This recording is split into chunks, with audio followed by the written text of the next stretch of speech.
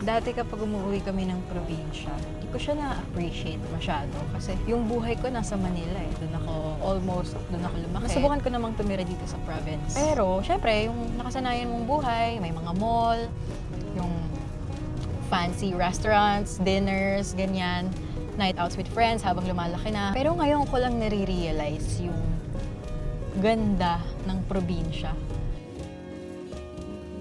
Isa sa realization ko ngayon ay kung gaano kaganda manirahan sa probinsya. Walang pollution, walang noise ng mga LRT, mga MRT, mga busina ng sasakyan, sobrang dalang mong maririnig. Though lagi mong maririnig kapag umaga yung tilaok ng manok. Siguro if hindi ko na-establish yung life na meron ako sa Manila ngayon, mas pipiliin kong manirahan sa probinsya. I hope na yung mga trabaho rin dito sa probinsya and yung minimum wage, sana tumaas-taas din naman para hindi tayo nagsisiksikan sa Manila. I'm not saying this para mabawasan.